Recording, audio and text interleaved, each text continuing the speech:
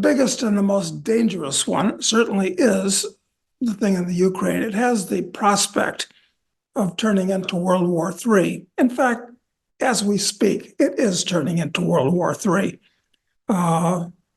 The NATO countries, which is really to say the US, have backed the Russians into a corner, and the Russians are going to have to react.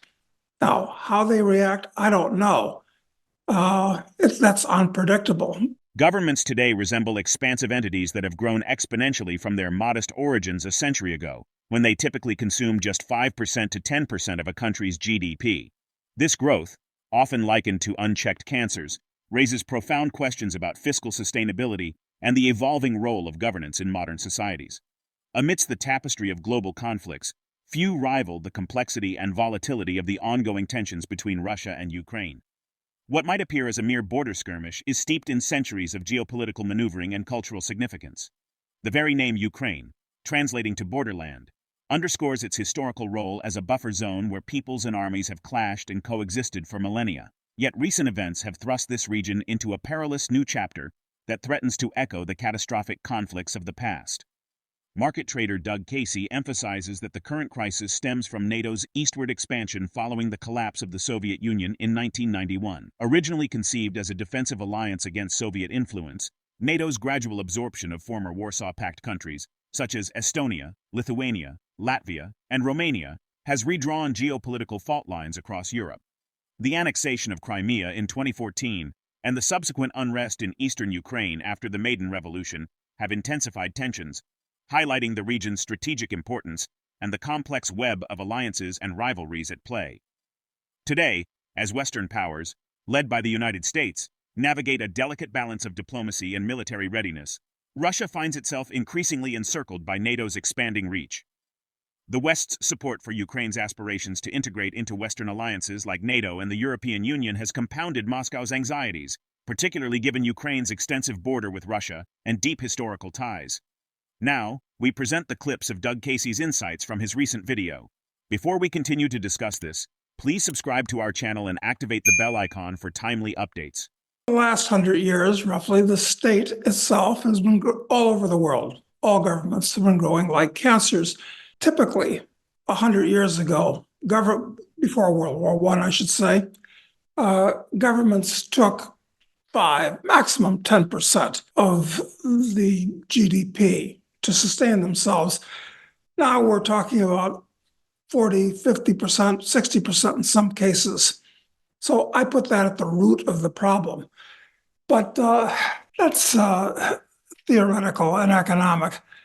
Looking at these various wars, what's the big one? Well, it's the Ukraine, the dust-up between the Ukraine and Russia.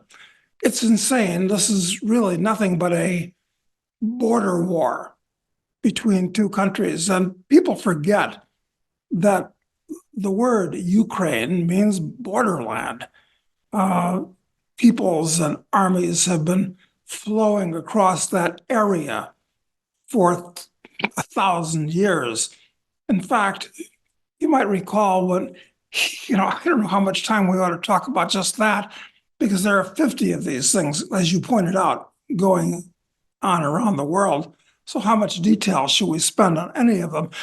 But the biggest and the most dangerous one certainly is the thing in the Ukraine. It has the prospect of turning into World War III. In fact, as we speak, it is turning into World War III. NATO countries, which is really to say the US, have backed the Russians into a corner, and the Russians are going to have to react.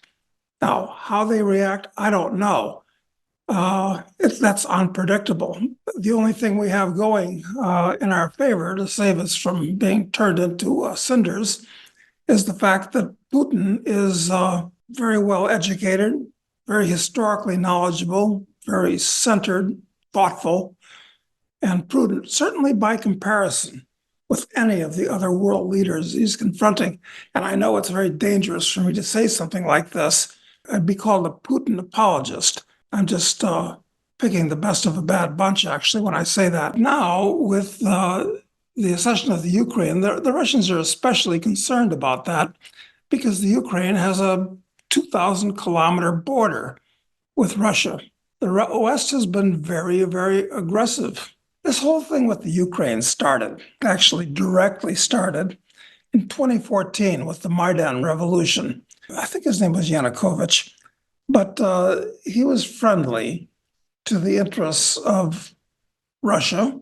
He was overthrown by a coup in the Ukraine and replaced with West-leaning people that wanted to get the Ukraine into NATO and perhaps the European Union and so forth. What people have forgotten about that is that when that happened in 2014, the Donbas provinces broke off. They seceded from the Ukraine. Why? Because they're populated almost entirely by Russians, Russian-speaking people. And Kiev, at that point, mounted a war against those provinces, in which about 20,000 people killed. And we don't hear about this stuff in the West so much. In any event, Putin said that's got to end. That's what his military adventure into the Ukraine was all about.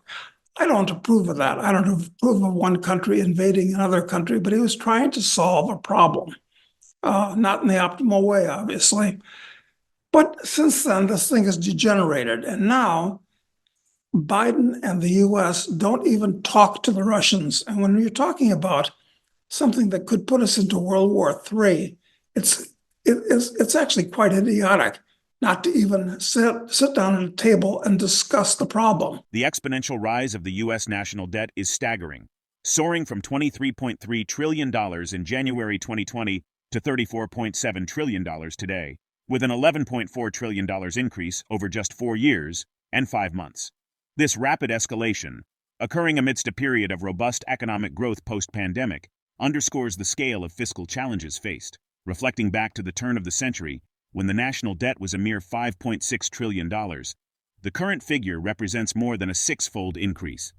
This ballooning debt trajectory has persisted across administrations, spanning George W. Bush, Barack Obama, Donald Trump, and now Joe Biden, indicating bipartisan contributions to its expansion. Annual deficits, marking the gap between government spending and revenue within a fiscal year, have similarly grown over time. After surpassing $1 trillion for the first time in fiscal year 2009 during the financial crisis, deficits fluctuated before resuming their ascent to become a seemingly permanent fixture today. Doug Casey highlights global debt, particularly government debt, as a critical concern. He argues that much of this debt is consumption-driven, rather than invested in productive endeavors. This debt burden, according to Casey, poses significant risks by potentially mortgaging future prosperity or eroding savings through inflationary pressures. He cautions that modern monetary policies, characterized by expansive money creation and persistent deficit spending, could exacerbate these challenges, leading to uncontrollable inflation and economic instability. Track record of humanity starting 12,000 years ago after the end of the last ice age, it's been up, but up on a hyperbolically accelerating curve, especially since the Industrial Revolution. And there's no reason why that should end at this point with the evolution of nanotechnology and artificial intelligence and robotics and biotech and many other things. So there's lots of cause for optimism from that point of view. And the second reason is that the average person is wired in a way like a squirrel, where we genetically feel we have to produce more than we consume and save the difference. Well, so you can last through the winter. So there's plenty of reason to be super optimistic about the future, and I am, okay? So why am I pessimistic about the next 10 years, at least? Well, the specter of war at this point is building up, and the destruction from this coming war, nuclear, biological, cybernetic, is potentially much greater than World War II could be. And it could stop those two mainsprings that I mentioned that are keeping mankind moving forward. One thing that people don't adequately consider is the amount of debt in the world. People look on debt as just something that's out there. It'll be handled. It'll be paid off. But what are we talking about with debt? Most of the debt in the world, all of the government debt, quite frankly, which is most of the debt, is consumption debt. And when you have consumption debt, it means that it's not there to produce new things, build new factories or whatever. It can be paid off one of two ways, either by mortgaging your future or by taking the savings of others in the past and dissipating it. So debt in itself is not a good thing, especially not government debt, which is always consumption debt as opposed to production debt. So that's a very big thing. The amount of regulation in the world, which is stopping producers from producing and distorting the way the market works, that's a major thing. Inflation of the currency. I mentioned that one of the two things that make me optimistic about the future is that the average guy sets aside things, produces more than he consumes, and saves. But what does he save in? He saves in the local currency. But if the local currency is destroyed, his savings are destroyed. I think inflation is going to get completely out of control. The rapid accumulation of debt across various countries, independent of specific figures, poses significant risks to economic stability and growth prospects. Governments must navigate this precarious situation with cautious fiscal policies to prevent potential crises and ensure sustainable development. What are your thoughts on this interview? Share with us in the comment section below. Also, ensure you like this video, subscribe to the channel, and turn on post notifications for more videos like this. Until next time.